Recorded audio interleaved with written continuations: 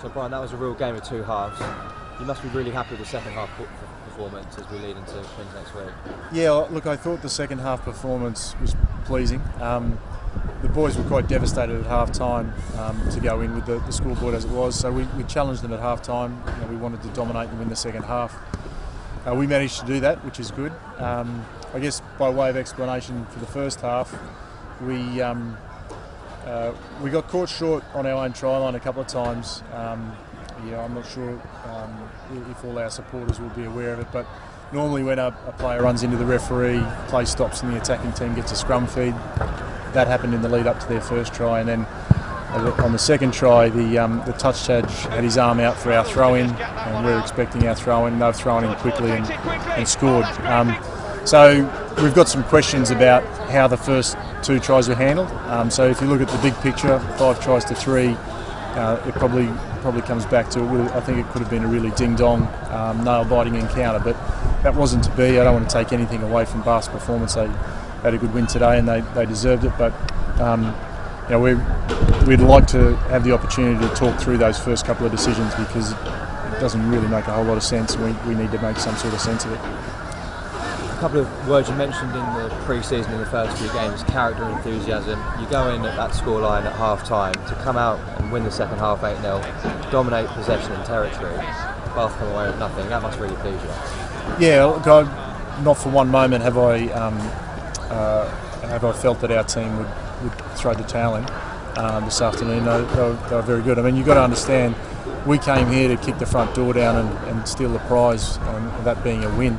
So our whole mindset was that. So the change room initially at half time, the boys were quite devastated, because it was quite clear a victory was probably outside of our grasp at half time.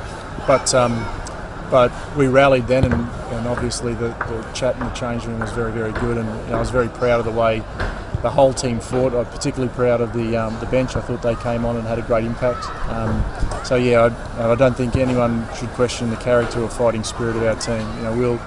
We'll fight toe to toe, away or at home. It doesn't really matter. That part of our group is so far ahead of last year's team that it's not funny. Shane Geraghty came in late. It was a late change, for Ian Humphreys. Scored 18 points, played pretty well. Does that give you a selection dilemma ahead of next week? Well, I think Ian being tight, just explaining that. Why would Ian be withdrawn in the warm-up? The same as Topsy last week. They struggled through the middle and back end of the week to train. So Plan B, we knew what Plan B was, and we trained using Plan B. But as a coach, you always want to give your starting players every chance to, on game day, to prove their fitness. So that's last week it was Topsy, this week it was Shane. It's not disruptive to the team, because over the last couple of days the team's been training, along the lines of Plan B. So Shane's been basically driving things. I thought he stepped up and did a great job. That now puts pressure back on Ian. That competition for that one spot now makes us a better outfit, and I think the same. You saw the performance, Blair Cowan coming on and making an impact, Goffey, and so that's the best way forward. You want competition for spots, and I think we're very lucky. We've got 3 very good fly halves, but we're lucky that there's competition in the 10 shirt.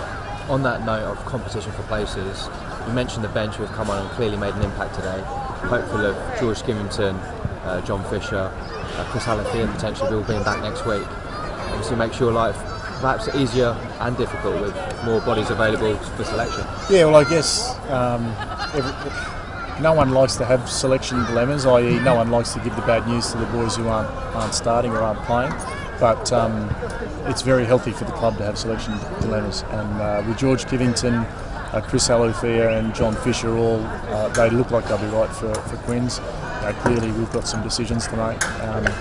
I think if we can just go into every contest, whether it's home or away, with the same fighting spirit and attitude that we came here with today, I think we'll go okay.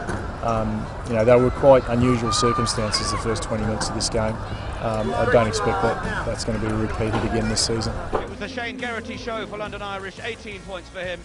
Congratulations, Shane. That was a great match for yourself. How did you feel it went? Well, for the team, it was pretty disappointing. especially the start.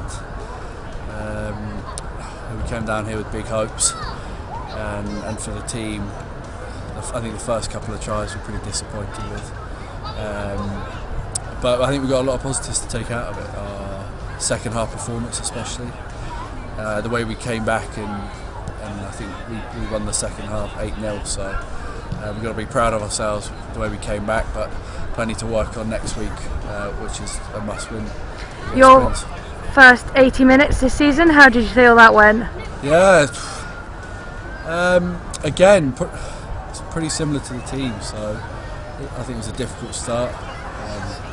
Quite hard to get into the game, but it's always nice to get the first kick over, and then it's always nice to get a couple of tries. So pretty happy with my performance individually. Obviously stuff to work on, a few missed goal kicks, but I'll keep working on them in training. Next week you face Quins back at the Madejski Stadium. How are you feeling going into that game after today? Yeah, well, we can take a lot out of today. Again, our defence, we shifted 5 tries in the first half, then had a clean second half. We were down to 14 men a few times. Our scrum was under pressure, and we held out. So the character we showed then is the character we've got to take into a local derby, because Quins are a very good team. We saw that last year. You can't switch off against them, and they're in good form. So they're going to be coming to the Madejski confident. We're going to be going back on a tough loss here, knowing that we have to work hard, knowing that we've got to put in a performance, because obviously our Exeter match was not what we wanted. We don't want to go into the season having not won at home. So it's massive, and it's good to be back in front of the home fans. When Bath come to the Madejski, it'll be the St Patrick's Day party. You looking forward to that match? Yeah, it'll be a bit of payback hopefully on Paddy's Day, because there'll be a few boys we know from last year coming down. So it'll be a great atmosphere. The stands are generally filled. So if the weather plays along, then it'll be a fabulous day. Thanks, Shane. Congratulations. Thank you.